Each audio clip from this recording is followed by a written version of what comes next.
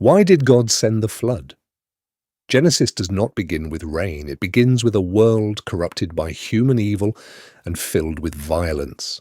God sees it, and the text says that it grieves him in his heart. But judgment is not the only line in today's reading.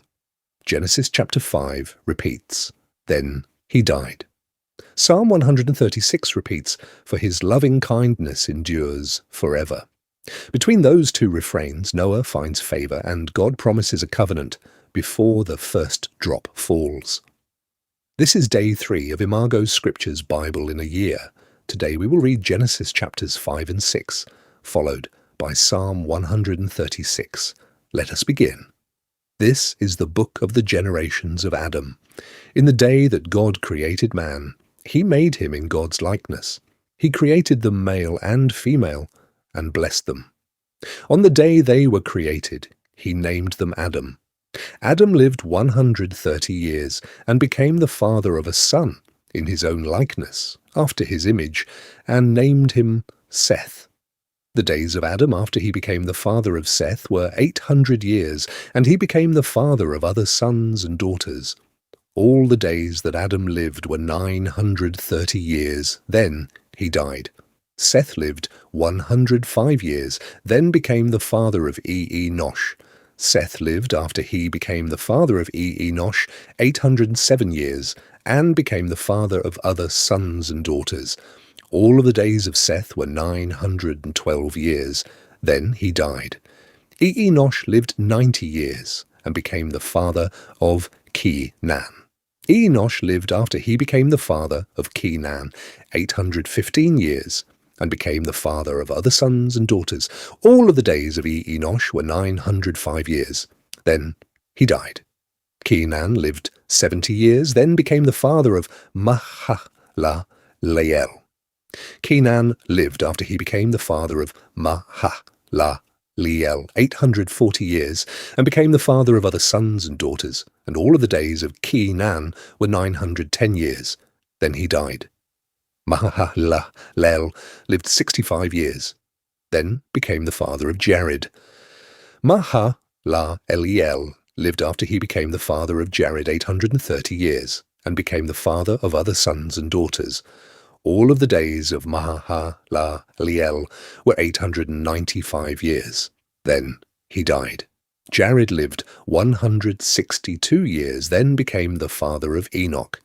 Jared lived after he became the father of Enoch 800 years, and became the father of other sons and daughters.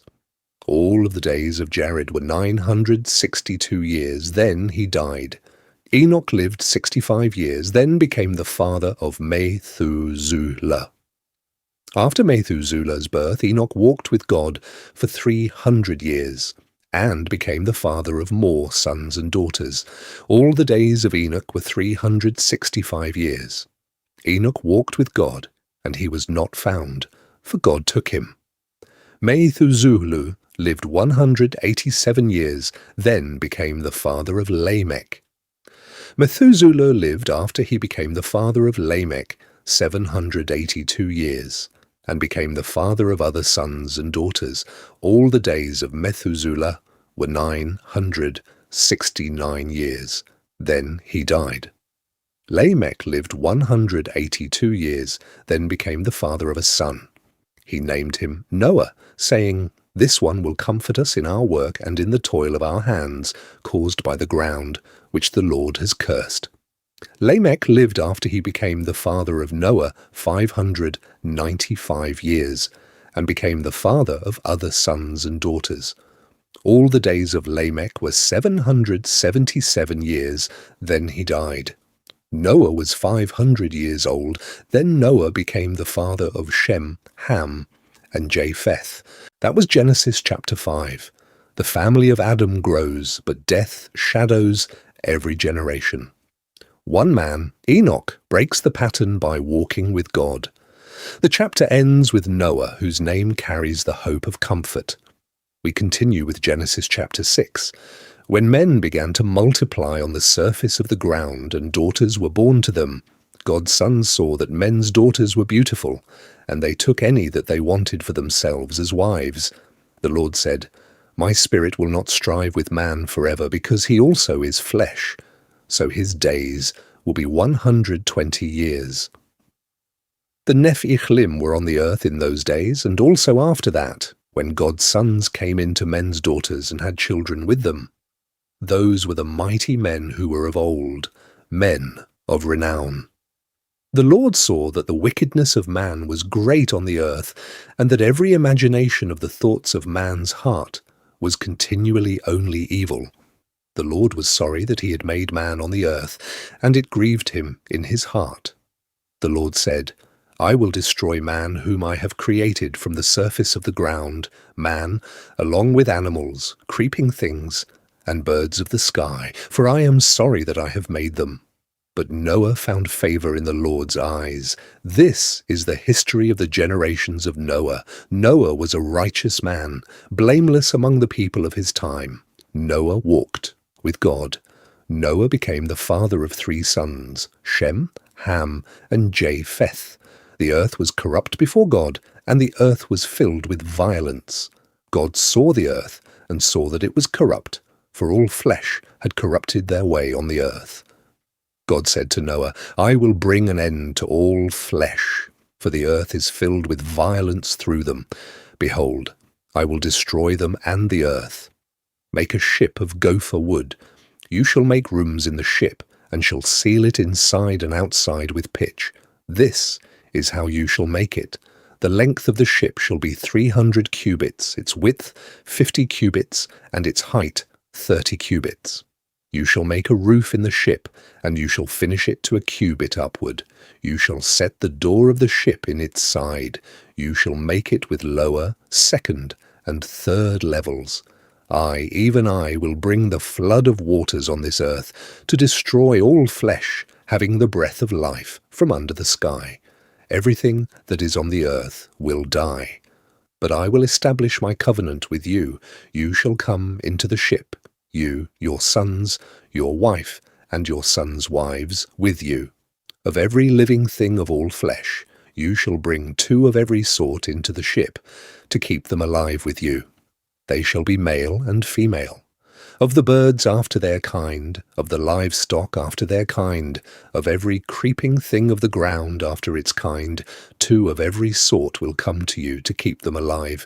Take with you some of all food that is eaten, and gather it to yourself, and it will be for food for you and for them. Thus Noah did. He did all that God commanded him. That was Genesis chapter 6. The earth is filled with violence, yet Noah finds favor. Life is gathered for preservation, and God speaks of covenant.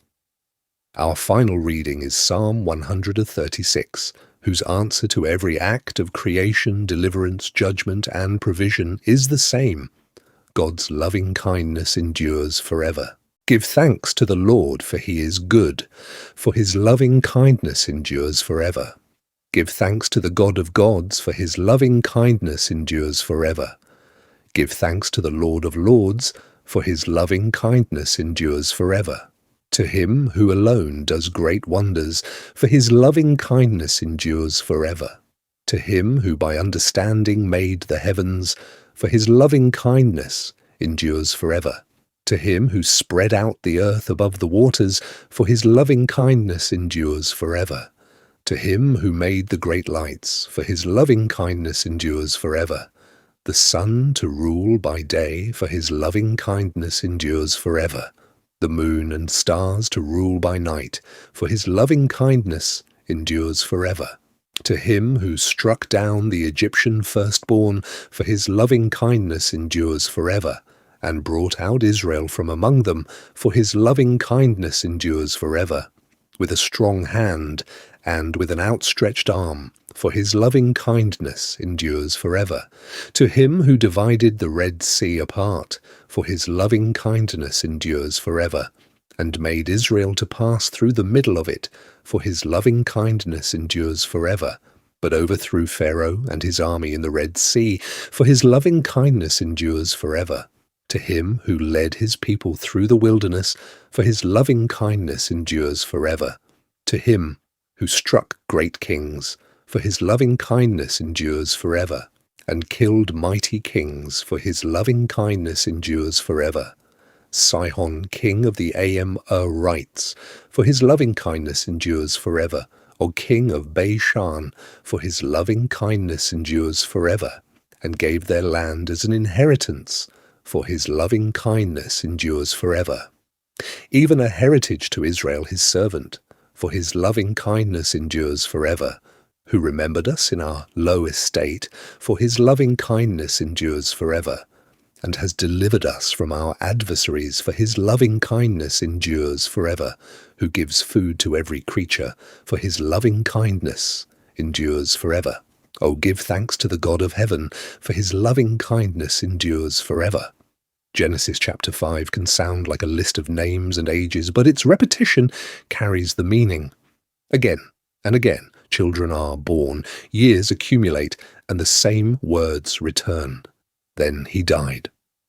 The warning given in Eden now echoes through a family record. Human beings still bear God's likeness and receive blessing. Yet death has entered the pattern. Enoch interrupts it.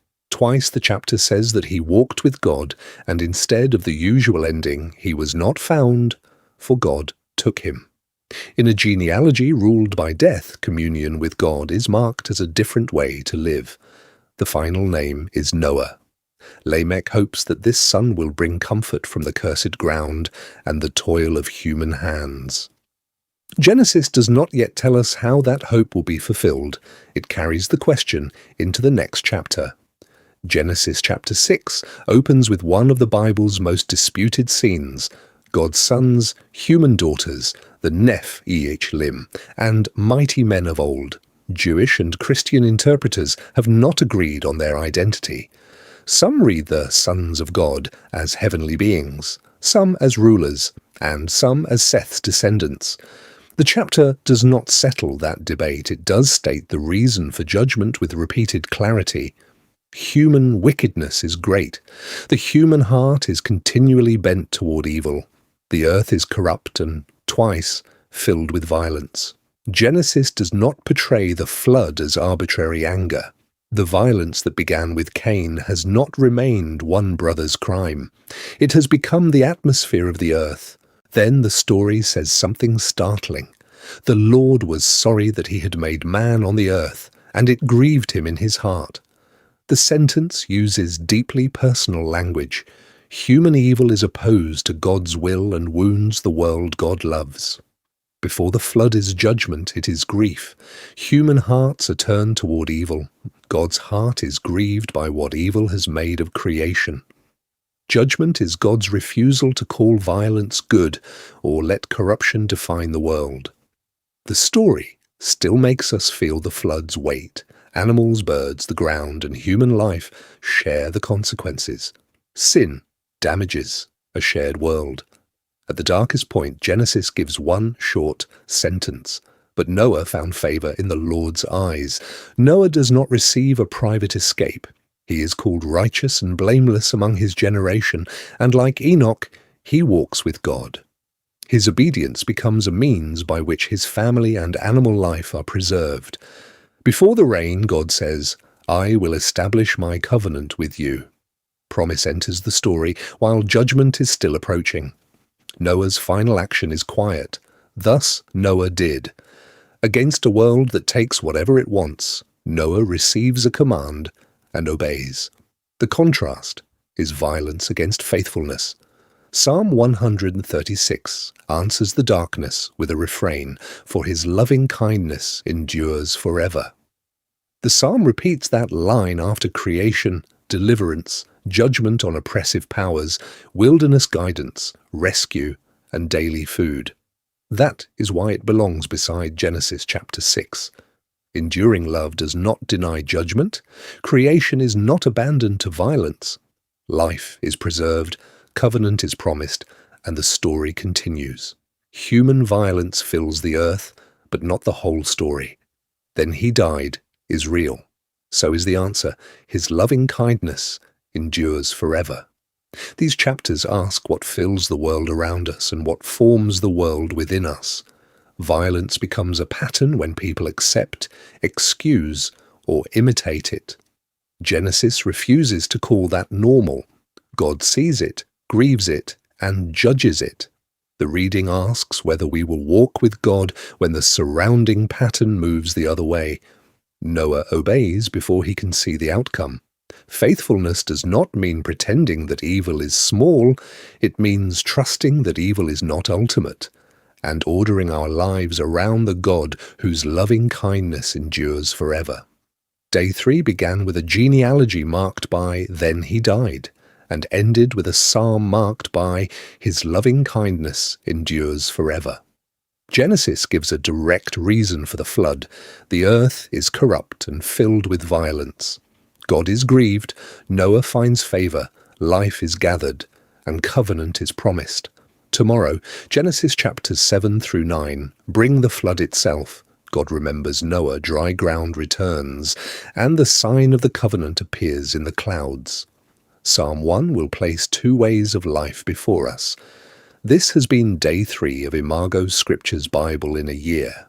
Continue with Day 4 and let Scripture keep the whole story in view.